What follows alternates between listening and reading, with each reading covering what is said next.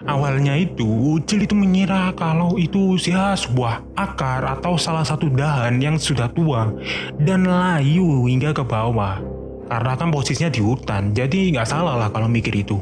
Tetapi ketika cahaya senter dari Ucil ini mengarah ke arah rambut misterius itu dan terus ke atas, ternyata yang dia lihat itu adalah rambut yang terurai dari sesuatu yang tidak bisa dijelaskan oleh akal pikiran manusia. Pos Samarantu yang terletak di pos keempat yang ada di Gunung Slamet merupakan salah satu pos yang paling angker di tempat itu. Pos yang ada di Gunung Slamet yang satu ini dihuni oleh sebuah kerajaan gaib yang dimana kerajaannya ini memiliki gerbang penghubung antara dunia manusia dengan dunia gaib. Untuk namanya, pos Samarantu ini diambil dari dua suku kata, yaitu samar dan hantu. Atau dengan kata lain, pos ini memiliki makna yaitu samar-samar yang ditunggui oleh para hantu. Aku saranin nih buat kalian semua yang hendak mendaki Gunung Slamet, lebih baik bila sudah sampai di pos nomor 3 dan sudah merasa bahwa hari itu sudah gelap dan hendak menjadi malam hari, aku bener-bener saranin nih kalian tuh lebih baik stop di sana. Karena di sana itu banyak banget penghuninya. Hal ini diperkuat dengan para pendaki yang memiliki cerita mistis di pos yang satu ini ketika hendak melewatinya pada malam ataupun siang hari. Seperti mendengar suara gamelan ataupun melihat penampakan.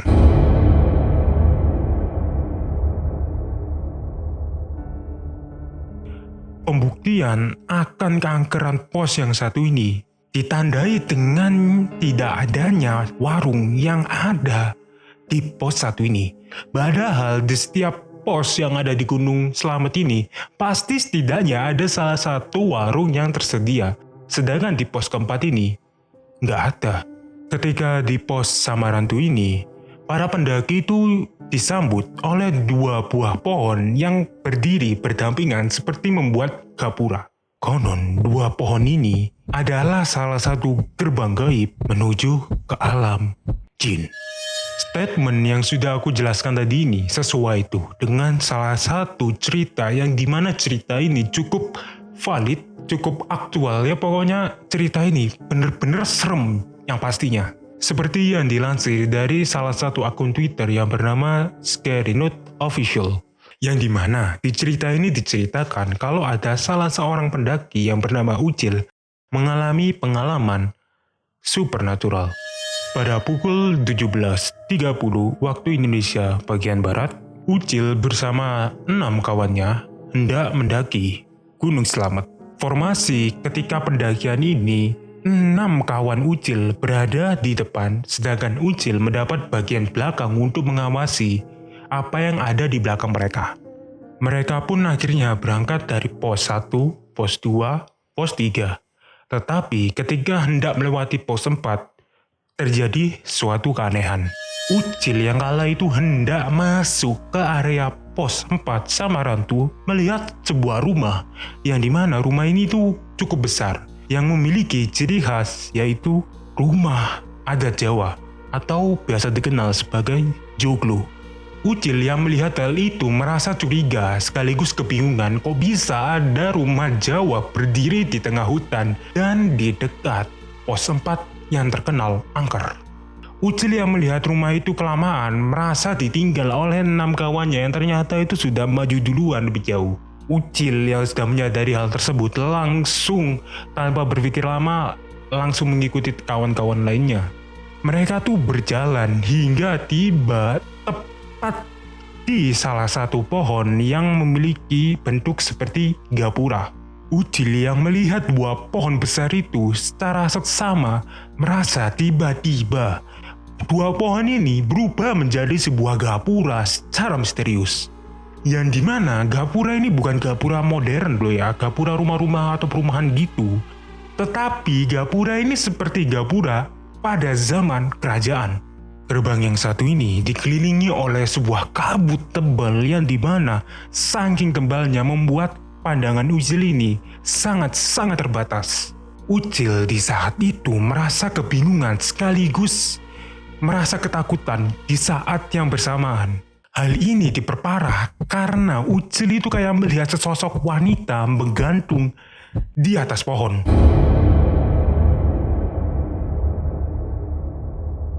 Ucil yang kalah itu semakin ketakutan, memilih untuk menundukkan kepalanya dan tidak memperdulikan apa yang ada di depannya.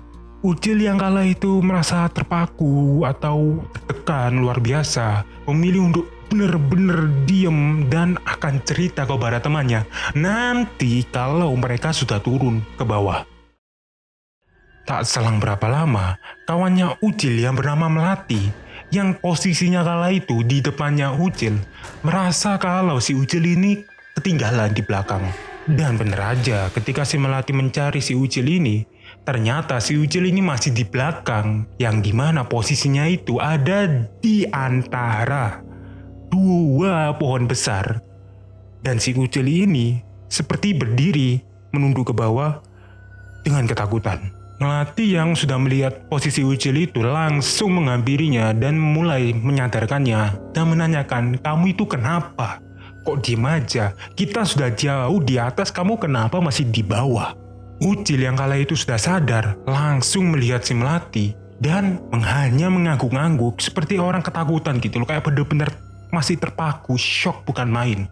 Melati yang merasa agak curiga dengan keadaan si Ucil ini memilih untuk ya sudahlah dan memilih untuk meninggalkannya terlebih dahulu supaya dia itu bisa tenang hadapannya. Dan tak selang berapa lama ketika Ucil ini sudah sadar, gerbang yang tadi dia lihat itu tiba-tiba menghilang. Ucil yang kala itu sudah sadar gerbang itu sudah nggak ada, langsung berjalan mengikuti arah jalannya Melati ke atas gunung. Saat si Ucil ini baru berjalan beberapa langkah, tubuh Ucil tiba-tiba membatu lagi secara misterius. Ucil yang kala itu ingin memanggil Melati, merasa kayak gak bisa, kayak bener-bener kali ini bener-bener terpatung, gak bisa gerak sama sekali. Kalau sebelumnya itu masih bisa ngangguk atau ya berteriak sedikit lah. Tapi kali ini dia itu bener-bener terpatung. Kala itu, Ucil itu merasakan ada sesuatu yang memegangi kakinya dan memeluk badannya sangat keras. Hingga akhirnya si Melati ini sadar tuh kalau si Ucil ini ternyata itu masih tertinggal di belakangnya. Melati yang kala itu sudah mulai marah gitu, agak kesel karena si Ucil ini ternyata diem-diem terus gak mau jalan. Akhirnya Melati ini turun lagi, menghampiri si Ucil lagi dan menyapanya kali ini bener-bener kayak, "Hei, kamu itu kenapa?" Kayak bener-bener nyentak. Dan di saat itu juga Ucil langsung tersadar lagi. Ketika sudah sadar ini, Ucil kali ini bener-bener memilih untuk jalan cepat, meninggalkan si Melati sendirian di belakang. Singkat cerita, ketika hari sudah semakin gelap dan posisinya waktu itu sudah melewati pos Sambarantu, Ucil dan kawan-kawannya ini dikagetkan oleh sesuatu yang dilihatnya. Ucil kala itu melihat banyak banget makhluk atau orang lah, yang dimana orang-orang ini seperti memakai baju zaman kerajaan, berjejer dari kanan ke kiri, membawa persenjataan lengkap dan memperhatikan Ucil serta kawan-kawannya. Kedatangannya Ucil kala itu seolah-olah disambut oleh makhluk-makhluk ini. Ucil yang kala itu masih trauma dengan apa yang terjadi barusan ketika masih di pos Samarantu itu, memilih untuk menundukkan pandangannya ke bawah dan tetap berjalan mengikuti rombongannya. Tak selang berapa lama, Ucil ini melihat tangan misterius muncul keluar dari suatu semak-semak di dekat mereka. Arah tangan itu mengarah ke kakinya Melati hingga membuat kaki Melati ini tersandung dan akhirnya Melati jatuh. Melati yang saat itu gak sadar kalau kakinya ini ada yang megang. Dia itu hanya merasa kesandung tuh oleh sesuatu yang bernama akar ataupun batu besar aja. Jadi si Melati ini memilih bangun dan tetap melanjutkan perjalanan. Sedangkan si Ucil ini dengan jelas melihat kalau ada tangan memegangi kakinya Melati. Ucil dan kawan-kawannya ini berusaha mengabaikan apa yang mereka lihat ini dan terus berjalan hingga akhirnya Ucil ini mengarahkan pandangannya ke salah satu pohon di depannya. Ia di situ terkejut bukan main karena melihat rambut panjang menggantung di atas pohon. Awalnya itu Ucil itu mengira kalau itu sebuah akar atau salah satu dahan yang sudah tua dan layu hingga ke bawah. Karena kan posisinya di hutan, jadi nggak salah lah kalau mikir itu. Tetapi ketika cahaya senter dari Ucil ini mengarah ke arah rambut misterius itu dan terus ke atas, ternyata yang dia lihat itu adalah rambut yang terurai dari sesuatu yang tidak bisa dijelaskan oleh akal pikiran manusia. Ucil yang kala itu melihat sesuatu entah apa itu, merasa kayak terpaku. Apa itu? Apa itu? Dan memanggil teman-temannya untuk melihat apa itu juga. Kawan-kawannya ini yang merasa Ucil ini kayak, kenapa lagi nih anak? Langsung melihati apa yang dituju Ucil itu. Dan betapa kagetnya mereka semua. Ternyata itu adalah rambut dari kuntilanak.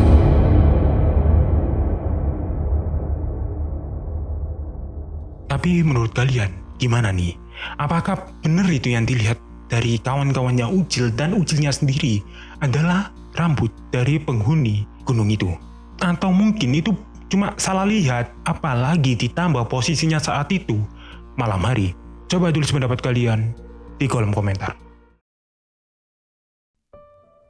Klik like kalau kalian merasa video ini bermanfaat, atau klik tombol dislike kalau video ini kurang bermanfaat. Jangan lupa untuk klik tombol subscribe dan nyalain loncengnya juga ya. Karena di video berikutnya nih, aku akan ngebahas tentang salah satu penyihir terkenal dari salah satu cerita rakyat yang ada di bumi bagian barat. Cerita ini mungkin sangat terkenal karena sudah disebutkan oleh salah satu film Marvel yang bernama Ant-Man. Kalau kalian penasaran, langsung aja nyalain loncengnya di bawah ini. Dan jangan lupa untuk menonton video di atas sini, yang dimana video di atas ini cukup recommended. Karena di video di atas ini aku sudah ngebahas tentang salah satu dari lokasi horor yang paling serem di dunia. Atau yang di bawah ini nih, aku ini sudah ngebahas salah satu makhluk mitologi yang dimana makhluk mitologi ini memakan banyak anak-anak dari manusia. Bersama saya Rafli, sampai jumpa di video berikutnya. Bye.